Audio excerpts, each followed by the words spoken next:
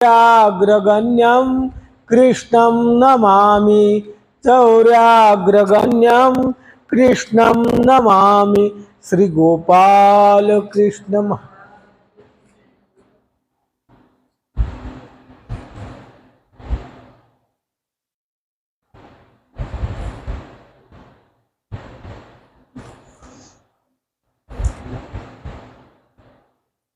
अधिक मासानिमित्त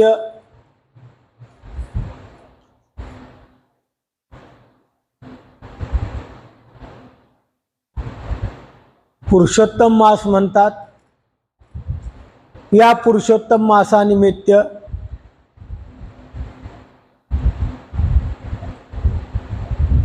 तसा पुरुषोत्तम मास 3 दिवसापूर्वी सुरू झाला। आज 20 तारीख आहे, 19 तारीख आहे।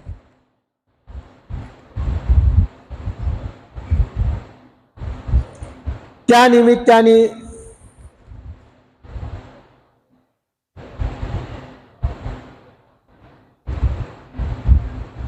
पोथीचा शुभारंभ आपण आज करणार आहे। 19 तारीख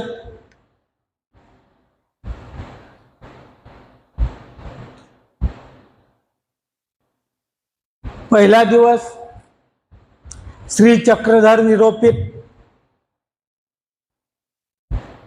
स्वामी श्री कृष्ण चक्रवर्तीचं चरित्र द्वापार युगात झालेला अवतार, त्या अवताराच्या काही लीळा श्रवण करायच्या आहेत।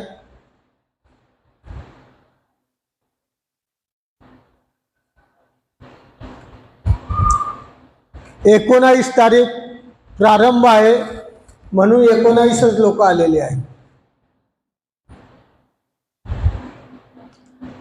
उद्या 18 होतील, परवा 17 होतील आणि जेव्हा संपन तेव्हा माहीत नाही किती होत।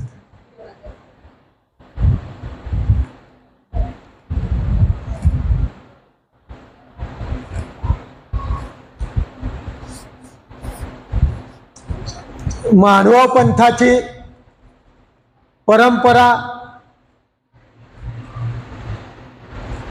स्वामी चक्रांचं असलेलं गोष्टीरूप तत्वज्ञान आणि प्रत्येकाला जीवनात असलेलं हे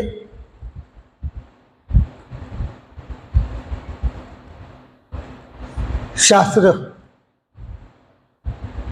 जीवनात सर्व भेटतं, परंतु ज्या मार्गाने उद्धरून जावं तो उद्धरता मार्ग प्रत्येकाच्या जीवनात गरज आहे। परंतु काळानुसार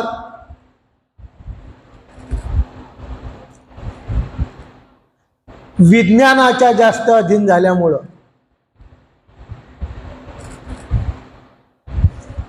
लहान असो, मोठा असो, तरुण असो, वृद्ध असो, बाल असो, त्याला या स्वामी चक्रांच्या आचाराची, विचाराच्या प्रणालीची गरज राहिली नाही। प्रत्येक गावात आपण व्हॉट्सअपवर पाहत असाल बाल संस्कार शिबिर आहे। आपल्याकडे मोठं संस्कार शिबिर बी नाही। जेव्हा मोठं संस्कार शिबिर होईल तेव्हा बाल संस्कार होईल। बालच म्हणतात आमच्या मोठ्यावर काही फरक नाही, त्या बालकावर काय संस्कार टाकायचे।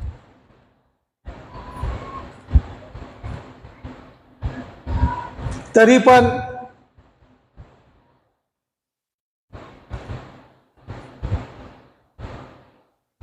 जीवनामध्ये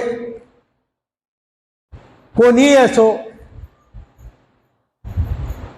अध्यात्माची आणि संस्काराची अत्यंत गरज आहे। श्रीकृष्ण चक्रवर्तींनी त्यांच्या अवतार कार्यामध्ये बारकाईने पाहिलं। जेव्हापासून अवतार धारण केला अवतार कार्य संपेपर्यंत संस्कारावर जोर दिला. बालपणी कितीतरी सोंगळ्यांना घेऊन धर्माचे संस्कार लावले. त्यांच्या पद्धतीच्या मार्फत, बालपणाच्या मार्फत अनेक गोष्टींच्या लीळा घडवल्या.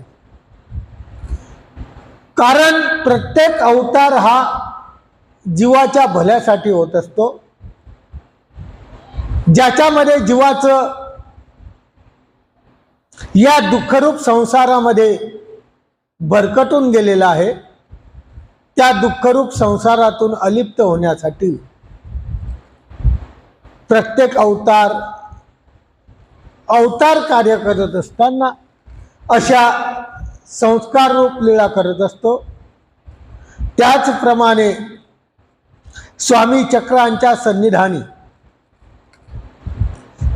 असलेली महादायसा, या महादायसानी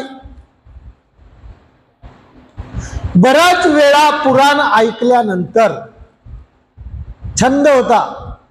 छंद हा महत्वाचा आहे. आणि छंद असल्यानंतर एकाच ऐकल्यानंतर त्या गोष्टीवर विश्वास न ठेवता आदर्श होता महादायचा.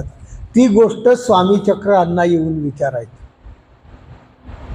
प्रत्येक गोष्ट महादायचा बाहेर जरी ऐकायला गेली तरी प्रत्येक गोष्ट सत्य आहे का असत्य आहे, संपूर्ण चरित्रामध्ये जर आपण बारकाईने निरीक्षण केलं तर समजेल की स्वामी चक्रांना ती विचारायची, जी मी असं ऐकलंय खरं आहे का खोटं आहे. हा आदर्श महादायचाचा. दुनिया झुकती है, झुकाने वाला होना, अशा माध्यमातून महादायचाचा विश्वास स्वामींवरचा कधीही डगमगला नाही. ऐकलं दुसरं, परंतु त्यावर स्वामी चक्रांना प्रत्येक गोष्ट विचारली तिने. बाबा असं ऐकलं मी, खरं आहे का. त्याच माध्यमातून स्वामी चक्रहांनी महादायसाला सांगितलेलं हे श्रीकृष्ण लीला चरित्र आहे. पुरुषोत्तम मास आहे म्हणून श्रीकृष्णाचं चरित्र आपण लावलेलं आहे. दुसरी गोष्ट, बरंच तत्वज्ञान असतं, झोपा येतात आम्हाला, गरमी खूप आहे, 46 तापमान आहे, अशा तापमानात कशी पोथी श्रवण होईल, घामाने बेजार होतो, तरीही झोप लागते. इथं घरी लागो का नको लागो, परंतु इथे इतक्या तापमानात सुद्धा झोप लागते. म्हणजे किती स्वामींचं तत्वज्ञान चांगलं आहे की त्या माणसाला इथं घरी झोप लागत नाही पण इथं लागू शकते.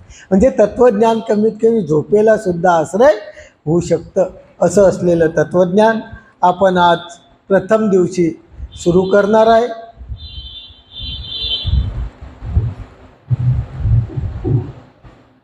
एकदा महादायसाने प्रश्न केला, जीजी श्रीकृष्ण अवतार आपण सांगितले माईम भट्टाला निमित्त करू, हा श्रीकृष्ण अवतार आम्हाला फक्त नावाने सांगितला, पण तो अवतार कसा अवतरला, या जगात कसा आला, स्वामी चक्रांनी थोडक्यात माहिती सांगितली. बाई श्रीकृष्ण अवतार तो गर्भीचा, मानव मातेच्या गर्भामध्ये श्रीकृष्ण चक्रवर्तींनी अवतार धारण केलेला आहे आणि स्वयं ज्ञान शक्ती स्वीकारलेली आहे. 12 वर्षानंतर असा उभयदृश्य अवतार झालेला आहे. तो ईश्वराचा आहे. यादव कुळामध्ये, क्षत्रिय कुळामध्ये त्यांनी अवतार धारण केलेला आहे. मथुरा गावाला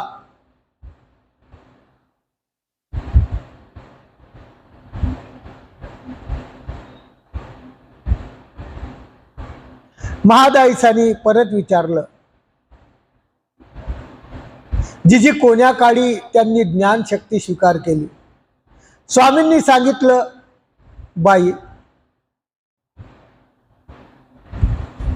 कंसवधा पाठी कंसाचा वध झाल्यानंतर स्वयं आपण ज्ञानशक्ती स्वीकार केली. अनेक जीवांना ज्ञानाच्या प्रेमाचं दातृत्व दिलं. त्यामध्ये उद्धव, अर्जुन, कुंती माता, रुक्मिणी देवी अशी उदाहरणं आपल्याला सापडतात. बालपणी अनेक प्रकारच्या क्रीडा केल्या, लीळा केल्या. जन्मल्याच अनेक राक्षसांचा वध केला. पण तरीही महादाईचा विचारते, श्रीकृष्ण चक्रवर्तीची पूर्वपीठिका आम्हाला सांगा. आता आपल्या गावात चालू आहे. परंपरा वाचली की 1100, 500, 1000 रुपये देतात. आपण श्रीकृष्ण चक्रवर्तीची परंपरा वाचणार आहे. तिकडे दिले, इकडे देणार नाही. श्रीकृष्ण चक्रवर्तीची परंपरा आपण आज वाचणार आहे की श्रीकृष्ण चक्रवर्ती मुळापासून त्यांचे पूर्वज कोण होते. देतात ना? खरी गोष्ट आहे का खोटी आहे? देतात. परंतु धर्माच्या ठिकाणी फक्त आपली परंपरा वाचली म्हणून दिलं. अवताराची परंपरा जो आपल्याला कळते, ती परंपरा आपण ऐकतो, त्या परंपरेला आपण अनुसरावं, तिथं काही नाही. म्हणून श्रीकृष्ण चक्रवर्ती महादाईसाने विचारलं कसं जन्मले, ती कथा सांगायची. म्हणून ती परंपरा श्रीकृष्ण चक्रवर्तीची आमचे स्वामी चक्रधर सांगतात. यदुकुळ चक्रवर्ती सूरसेन राजा राज्य करी. सूरसेन नावाचा राजा होता. तो मुख्यकडे राज्य करत होता. संपूर्ण यदुकुळ त्याच्या अंडरमध्ये वर्तत होत. त्याची राजधानी, सूरसेनाची राजधानी मथुरा नगरी होती.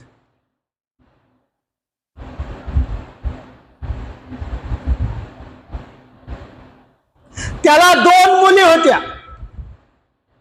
त्या सूरसेनाला 2 मुली होत्या. एकीचे नाव होतं कुंती माता, कुंती देवी मोठी, आणि दुसरी होती धाकटी श्रुतस्रवा. श्रुतस्रवा नावाची दुसरी मुलगी होती. कुंती मोठी झाली, पंडू राजाच्या घरी दिली. श्रीकृष्ण चक्रवर्ती आणि पांडवाचं नातं काय होतं माहित आहे तुम्हाला? काय होतं?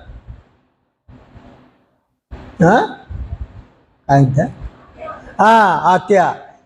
हे यांची सूरसेनाची मुलगी होती ना, आत्याचं नातं होतं. अशा माध्यमातून ती कुंती देवी पंडू राजाच्या घरी दिली. श्रुतस्रेवा दम घोषाशी दिली. परंतु या सूरसेनाला पुत्र नव्हता. 2 मुलीच झाल्या, पुत्र झाला नाही.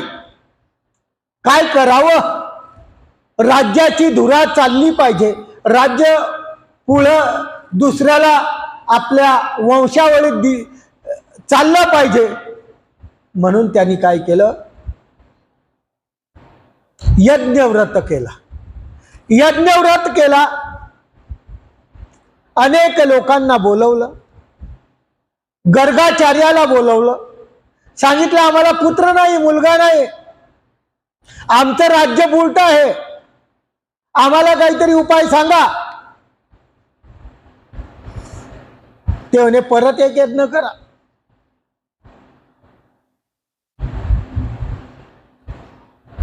परत एक यज्ञ करा, मग तुम्हाला पुत्र होईल. असं त्या सूरसेनाला त्या गर्गाचार्यांनी सांगितलं.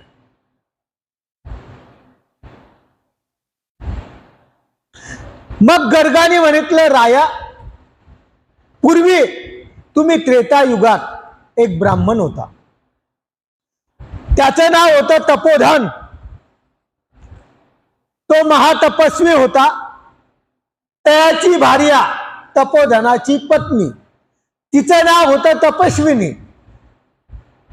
महातपस्वी आणि तपस्विनी असं 2 दाम्पत्य राहत होतं. हे दोन दाम्पत्य विष्णूची भक्ती करत होतं. 1000 वर्ष यांनी विष्णूची भक्ती केली, विष्णूची आराधना केली. आणि असं तप करत असताना त्या नगरीचा राजा, ज्या नगरामध्ये तप करत होते, तपस्वी आणि तपस्विनी हे दोन ज्या नगरामध्ये तप करत होते, त्या नगरीचा राजा आणि राणी, जयतू राजा आणि जयंती राणी, असे ते राज्याचे मालक होते. हे ज्या राज्यामध्ये तप करत होते त्या राज्याचा मालक जयतू आणि त्याची पत्नी जयंती, अशा प्रकारची त्या राज्यात या दोघांची सेवा करत. तपस्वी आणि तपस्विनीची जयती आणि जयंती हे दोन जण सेवा करत होते, पती पत्नी. हमेशा दररोज त्यांच्या दर्शनाला जायचे. 1000 वर्ष त्यांनी सेवा केली. सकाळच्या वेळेस काय झालेलं आहे, त्या गुंफेमध्ये प्रकाश पडला आणि त्यांचं जे इष्ट आहे तो विष्णू त्या ठिकाणी अवतरल्यानंतर या तपस्विनीनी आपल्या केसांनी त्यांचं चरण झाडलं. दोघांनी विष्णूची पूजा केली आणि त्यांना हात जोडून विनंती केली, आमच्या उदरी यावं, आम्हाला संतान नाही आहे म्हणून आमच्या उदरी यावं. त्या विष्णूनी मानलं. नेमका योग, यांना तो विष्णू प्रसन्न व्हायचा, वरदान द्यायचा आणि त्या ठिकाणी जयत आणि जयंतीने यावं, जे सेवा करत होते त्यांनी यावं. जवळ आले, आम्हाला अवसर द्या म्हणे. त्यांना अवसर दिला. त्या गुंफे माझी त्यांची पूजा केली, त्यांना नमस्कार केला. मग त्यांनी विनंती केली, आम्हाला पुत्र नाही, यांनाही पुत्र नाही, यांनाही पुत्र नाही. आता त्यांनी वर मागून घेतला की आम्हाला पुत्र पाहिजे. जयत आणि जयंतीनी सुद्धा हात जोडले की आम्हाला सुद्धा पुत्र पाहिजे. विष्णूंनी आता सांगितलेलं आहे की यांच्या उदरी पुत्रपणाचे सोहळे येतील. म्हणजे तपस्वी आणि तपस्विनी यांच्या उदरामध्ये पुत्र होईल, परंतु त्यांचं बालपण जे आहे ते बालपण तुमच्यापाशी नाही. उदराला यांच्या येतील परंतु बालपण यांच्या जवळ जाईल.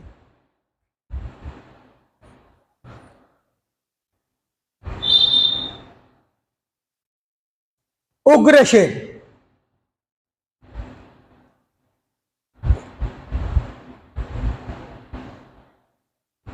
आणि हा सूरसेनाचा उग्रसेन गर्ग म्हणतो, एक वेळी ब्राह्मण आपल्या सपरिवारी बसला होता. 7 पुत्र मारले ना. कोणाचे मारले? 6 पुत्र वसुदेवाचे मारले ना. देवकीचे, वसुदेवाचे म्हणण्यापेक्षा देवकीचे मारले. तर ते म्हणतात हे 7 पुत्र कशामुळे मारल्या गेले? ते म्हणतात की जो पार्श्वद होता, पार्श्वद नावाचा एक ब्राह्मण होता, त्याला 7 पुत्र झाले. साक्षात परब्रह्म आठवा होणार. गर्ग म्हणतो आपल्या सपरिवारासह तो बसला होता. सभा बसलेली होती, तल्लीन झालेली होती सभा. आणि अशा वेळेस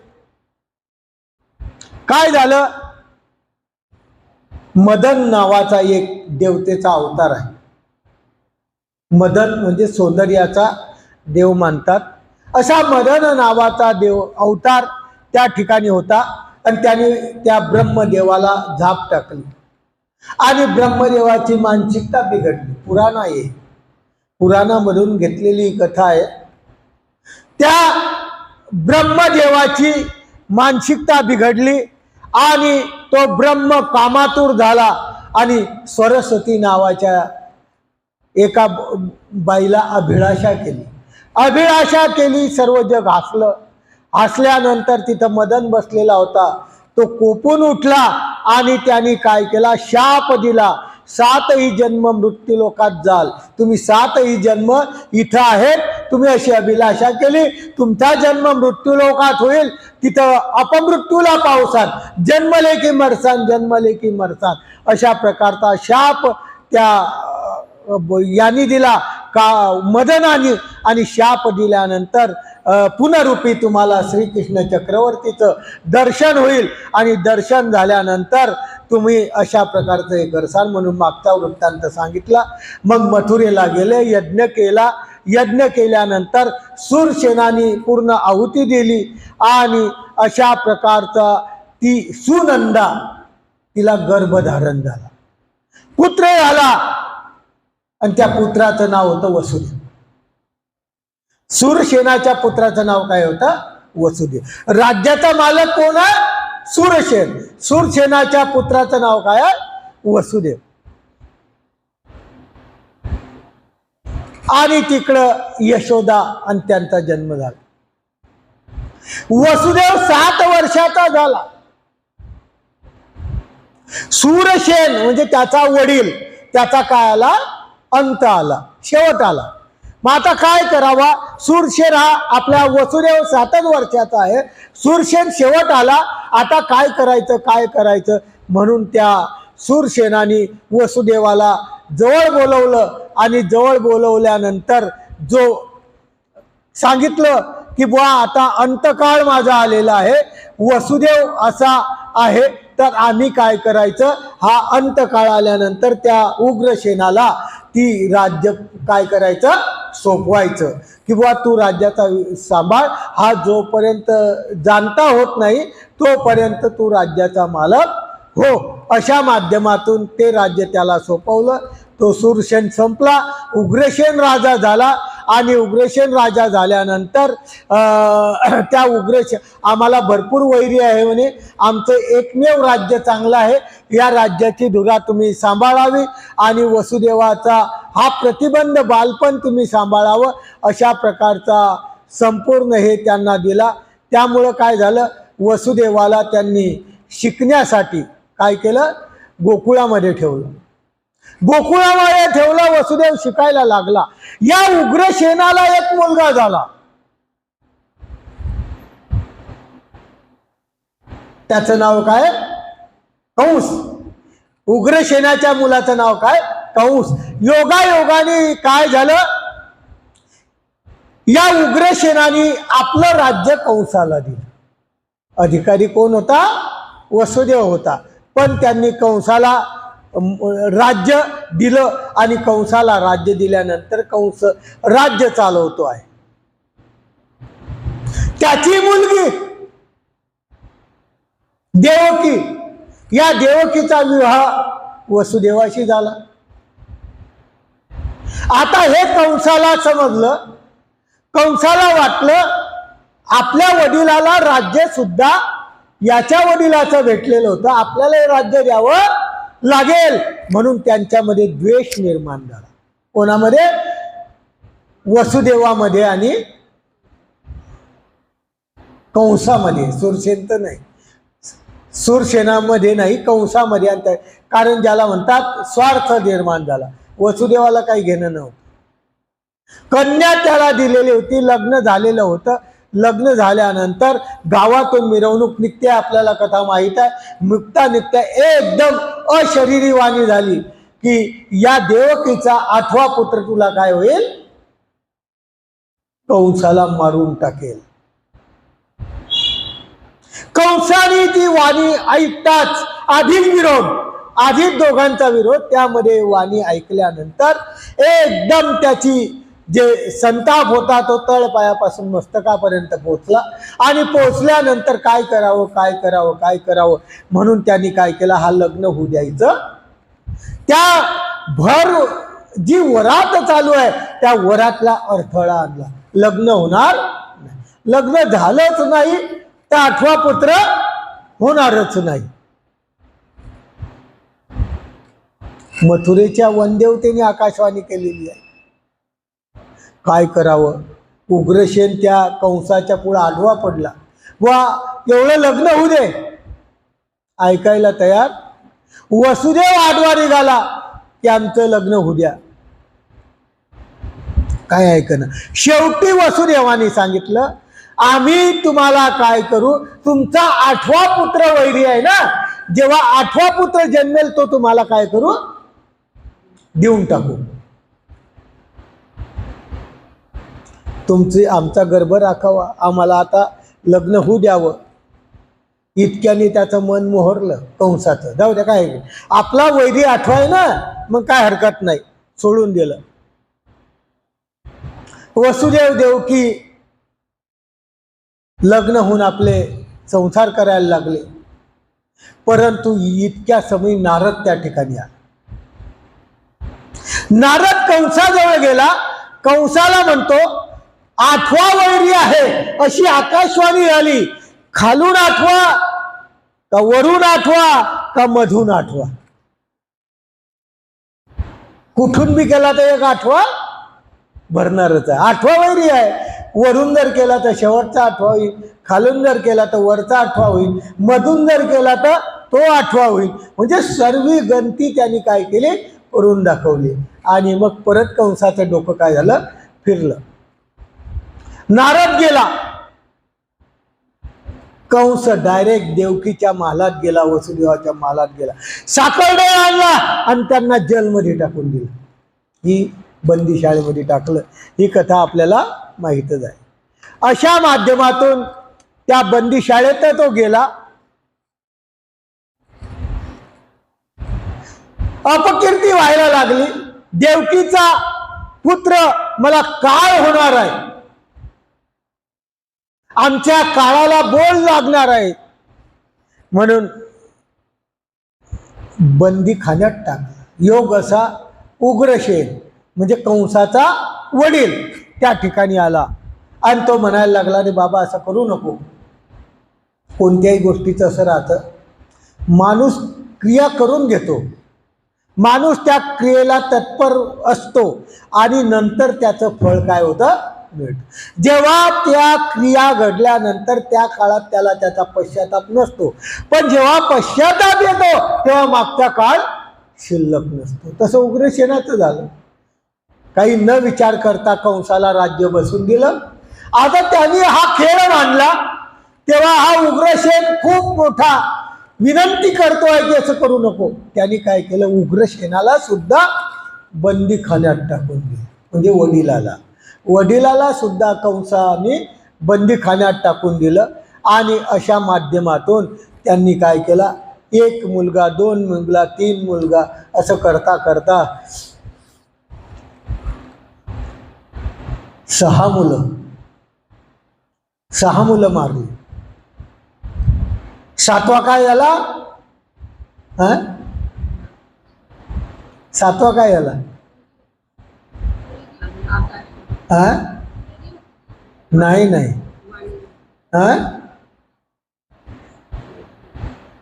बरं, दररोज कृष्णाची कथा ऐकतो. 7वी मुलगी होती ना, 8वी कशी काय राहील, आपल्या 8वी होती, 7वी कशी काय राहील. 7वं काय झालं,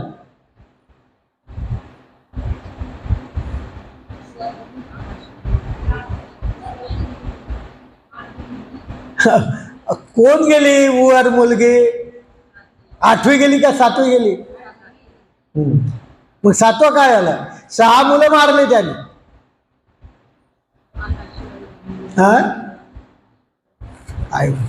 काय ऐकून येत, जोरात बोलत जा.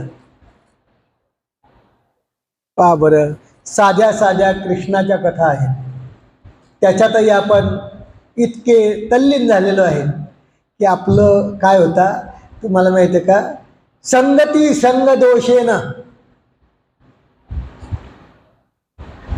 असंगतविले आलं जाते. आपली परंपरा आता नष्ट होत चालली. सांगवी गावाचे खूप पोथी ऐकतात, पोथी करतात, पोथी श्रवण करतात, खूप अशी परंपरा होती. ती परंपरा दिवसेंदिवस आपण पाहतच आहे की ती टोकाला गेली. सातवा गर्भ रोहिणीच्या उदरात टाकला. आलं का लक्षात? सातवा गर्भ डायरेक्ट गायब झाला, तो रोहिणीच्या उदरात गेला. रोहिणी कोण? वसुदेवाची दुसरी पत्नी. तिचं नाव काय आहे? रोहिणी. पहिली देवकी, दुसरी रोहिणी. आणि या रोहिणी पासून जो मुलगा जन्मला त्याला बलराम म्हणतात. आहे श्रीकृष्ण आणि बलराम कोण होते नक्की? म्हणून रोहिणीच्या उदरात ज्याचा जन्म झाला तो काय झाला? बलरामाचा झाला. कारण तो गर्भ स्थिरावला, 7-8 महिने राहिला आणि आता जन्मताच तो गर्भ काय केला? श्रीकृष्ण आपल्या परमेश्वराने काढून टाकला आणि रोहिणीच्या उदरात टाकून दिला. तिथं तो मुलगा झाला, तो बलराम, तो श्रीकृष्णाचा भाऊ. कोणता भाऊ? कोणता भाऊ म्हणसाल? एक बाप दोन आई. कोणता पोरगा होता? सावत्र. अरे काय सावत्र भाऊ बळीराम हा श्रीकृष्ण चक्रवर्तीचा रोहिणीपासून जन्मलेला हा बलराम 6वा गर्भ होता. 7वा गर्भ होता. 8वा गर्भ कोण झाला? श्रीकृष्ण आला, त्यांनी हे केलेलं आहे. अशा माध्यमातून 7 मुलं त्यांनी हे केली. नारदाच्या माध्यमातून संपूर्ण परिवाराचा जे आहे अनिष्ट घडावं ते त्या कंसाला अनिष्ट घडलं आणि त्यांनी 6 मुलं मारून टाकली. 7वा गायब झाला. तेव्हा तो म्हटला होता कंस, या कंसाला घाबरून 7वा गर्भ आलाच नाही, मला घाबरला, तो पळून गेला, असे त्याचे उद्गार आहे. आणि हा 8वा गर्भ त्यानंतर आला. तुम्हाला माहित आहे एकदम 12 वर्षाची मूर्ती त्या मथुरेच्या बंदीखान्यात प्रगट झाली. ते घाबरले. संपूर्ण श्रीकृष्ण चक्रवर्तीने जसं तसं रूप जन्मताच्या आधीच दाखवून दिलं आणि दाखवल्यानंतर ते घाबरले. तुम्ही आहे, आम्हाला बंदीखान्यात आहे आणि कंसाला समजल्यानंतर तुम्हाला मारल्याशिवाय राहणार नाही, तुम्ही लहानं व्हावं. त्यांनी विनंती केली आणि श्रीकृष्ण चक्रवर्ती लहाने झाले. त्याआधी त्यांनी सांगितलं की मी जन्म अवतार घेणार आहे, तुम्ही मला गोकुळात ठेवा, गोकुळातली मुलगी इकडं आणा. हे प्रत्यक्ष त्या अवताराने वसुदेवाला सांगितलं. तो म्हणे इथे कुलूप आहेत, काय करायचं तुम्ही? म्हणे प्रत्येक ठिकाणी माझ्या पायाचा स्पर्श करा. प्रत्येक तुम्हाला कथा माहीतच आहे. अशा माध्यमातून श्रीकृष्ण चक्रवर्तीचा जन्म झाला. श्रीकृष्ण चक्रवर्तीचा जन्म मथुरेला झाला, परंतु त्यांचं बालपण कुठं गेलं? गोकुळात गेलं. त्या माहितीनुसार एकाला उदरी आला आणि दुसऱ्याने त्या तपस्वी आणि तपस्विनीची सेवा केली होती, म्हणून परमेश्वराची सेवा नंद आणि यशोदेला काय झाली? घडली. अशा माध्यमातून त्या श्रीकृष्ण चक्रवर्तीचा या ठिकाणी जन्म झालेला आहे. यशोदेने बालपण त्यांचं हे केलेलं आहे. अशी क्रिया करत असताना श्रीकृष्ण चक्रवर्तीचा जन्म झाला हे सर्वांना समज. आणि श्रीकृष्ण चक्रवर्तींनी जन्मताच विज्ञान शक्ती म्हणजे जो निव्वळ खोटा आभास राहतो, अशा माध्यमातून अनेक प्रकारच्या क्रिया विज्ञान शक्तींनी त्यांनी स्वीकार केल्या. म्हणजे एकाच वेळेत 10 कृष्ण दिसणे हे कशाचं कार्य आहे? विज्ञानाचं कारण. एक माणूस 10 वेळा दिसू शकत नाही, परंतु परमेश्वराने विज्ञान शक्ती स्वीकारल्यामुळं जन्मल्यापासून म्हणजे श्रीकृष्ण जन्म होण्याच्या आधीपासून आमच्या कंसाने स्मरण कोणाचं केलं? कोणाचं केलं? श्रीकृष्णाचं केलं ना. हो, मरायच्या धाकानं का होईना स्मरण कोणाचं केलं? श्रीकृष्णाचं केलं. लक्षात ठेवा, कंस असा असेल पण मरेपर्यंत त्याला कोण आठवला? फक्त कृष्णच आठवला, की हा कृष्ण येईन मला मारेल, हा माझा काय आहे? वैरी आहे, अशा माध्यमातून तो स्मरण करणारा कंस त्या श्रीकृष्ण चक्रवर्तींनी विज्ञान शक्ती त्या माध्यमातून गोकुळामध्ये अनेक प्रकारचे कर्म केले. बाई कर्म द्विध, कर्म प्रकारचे दोन प्रकारचे आहे. त्यांनी सांगितलं कोणतं? एक सृष्ट कर्म, एक दुष्ट कर्म. सृष्ट कर्म म्हणजे चांगलं कर्म, चांगलं कर्म माणसं करतात एक, आणि एक काय करतात? दुष्ट कर्म म्हणजे वाईट कर्म एक करतात. चांगलं आणि वाईट हे दोन कर्म प्रत्येक जीव करतो, त्यामुळे ते म्हणतात सृष्ट कर्म अर्जित. सृष्ट कर्म जो जोडतो ते काय आहे? जीवाशी परमेश्वर आपले श्री करे वधूनी मुक्ती देते. जो चांगलं कर्म करतो त्याचा परमेश्वर स्वतः नाश करतो. जो चांगलं मागच्या जन्मात कर्म करतो त्याचा परमेश्वर स्वतः काय करतो? नाश करतो. म्हणून कंसाचा नाश केला, पुतनेचा काय केला? नाश केला. याला म्हणतात सृष्ट कर्म. परमेश्वराने आपल्या श्रीकरे वधूनी मुक्ती देती, त्याला म्हणतात सृष्ट कर्म. दुष्ट कर्म कशाला म्हणतात? हसते पर हसते वधिती. आपण पडलो पण दुसऱ्याच्या माध्यमातून वध केला, याला म्हणतात दुष्ट. दुष्ट कर्म. त्याप्रमाणे दोन प्रकारचे कर्म करतात असा माध्यमातून सांगितलं जीवानी. ते दोन कर्म म्हणजे सृष्ट कर्म आणि दुष्ट कर्म. महादाईसा म्हणते जी जीवाला देणं घडे त्याशी कवन फळ दे. असं जीवाला क्रिया करतात त्याला फळ कोण देतं? भोक्तृत्व कर्म केल्यानंतर कर्माचं फळ कोण देतं असं महादाईसाने स्वामी चक्रहंना विचारलेलं आहे. आणि दोघाला दान का म्हणत नाही? तेव्हा स्वामींनी सांगितलं, बाई एक अच्युत जो परमेश्वराच्या हाताने मरतो त्याला अच्युत दान म्हणतात. की ज्याला निमित्त परमेश्वर झाले त्याला अच्युत म्हणतात. त्याला नक्की परमेश्वराची प्राप्ती होईल. परमेश्वर त्या क्रियेला स्वतः पुढाकार करतात. म्हणून दुसरे हातून मरतो त्याला च्युती म्हणते, त्याला फळ होतं. पण ते फळ झाल्यानंतर जसं श्रीकृष्ण चक्रवर्तीच्या काळात अनेक लोकांना दुसऱ्यांनी मारलं, त्यांना फळ झालं, परंतु त्या फळाला गेल्यानंतर परत खाली यावं लागलं. अशा दशेचे जीव त्यांना अच्युतपद योग्य होत नाही. म्हणून दोन प्रकारचे कर्म त्यांनी सांगितलेले आहेत. आणि स्वामींनी सांगितलं की अशा प्रकारचे लोक कर्म करत असतात आणि कर्माच्या माध्यमातून अनेक प्रकारचे फळ देत असतात. अशाच माध्यमातून मांबळ भट्ट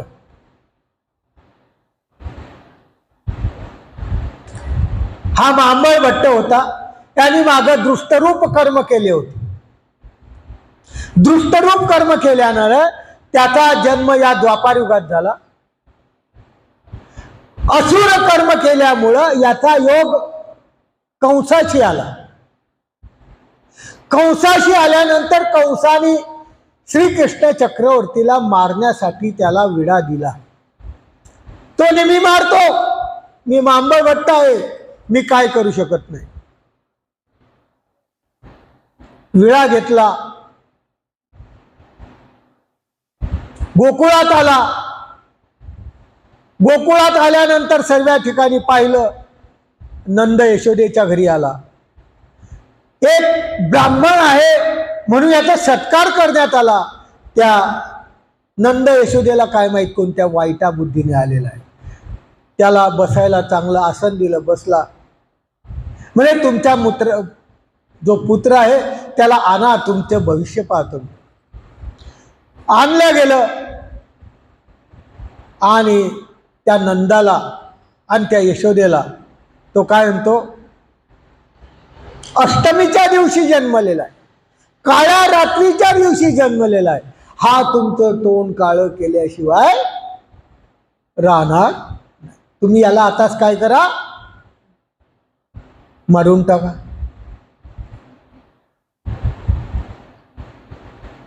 हा सर्व गवळीयाचा काळ आहे, हा मूळ नक्षत्रावर जन्मलेला आहे. आपण पहा, ज्योतिषानुसार कर्मानुसार जो लोक चालतात त्याचं खंडन केले.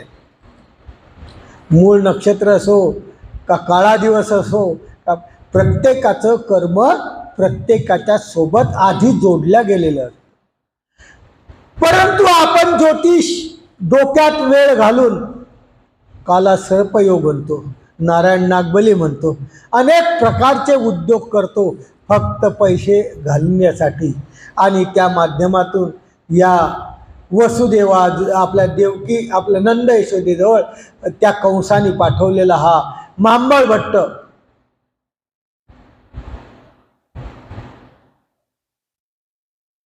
हा अरण्याबाई सोळा याचा विल्हेवाट करा इतका महांबळ भट्ट अनुवाद करतोय, सांगतोय. योगायोग काय याला, श्रीकृष्ण चक्रवर्तीला त्याला मारायचं नव्हतं. एक दृष्ट कर्म, एक सृष्ट कर्म. माग कंसाचं कोणतं कर्म सांगितलं, सृष्ट कर्म. आणि हाही श्रीकृष्ण चक्रवर्तीला मारण्यासाठी आलेला आहे. परंतु श्रीकृष्ण चक्रवर्तीने याला स्पर्श सुद्धा केला नाही. याला म्हणतात दृष्ट कर्म. त्या महांबळ भट्टाच्या मस्तकी पाठ बसला. आपापच काय लागला, तो पाठ असतो ना, तो पाठ डोक्यात लागला, मस्तकावर बसला, चौरंग बसला. महांबळ भट्ट पळायला लागला. घरातल्या सर्व लाकडी वस्तू त्याच्या मागे पळायला लागल्या. लक्षात ठेवा, श्रीकृष्ण चक्रवर्तीने स्पर्श सुद्धा केलेला मागचा असा कुकर्म करणारा, दुष्कर्म करणारा हा महांबळ भट्ट पा कशाने मारलं, लाकडाच्या माध्यमात. पळायचा, त्याच्या पाठीवर एक लागायचं, डोक्यावर एक लागायचं, कासा विष झाला. बहुत अशा प्रकारचा हे झाला. आणि त्या महांबळ भट्टाला त्या लाकडाच्या माध्यमातून सर्व काय केला, पाठी लागून तो एकदम घायाल होऊन गेला.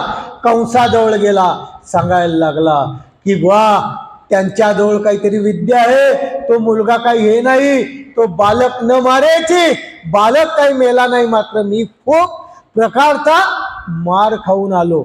अशा माध्यमातून स्वामी श्रीकृष्ण चक्रवर्तींच्या लीळेच्या माध्यमातून स्वामी चक्रांनी अशा दोन लीळा सांगितल्या, एक सृष्टरूप, एक दृष्टरूप. अशा दृष्टरूप कर्म महांबळ भट्टाच्या माध्यमातून घडलं आणि तो कंस सुद्धा त्या ठिकाणी भयभीत झाला.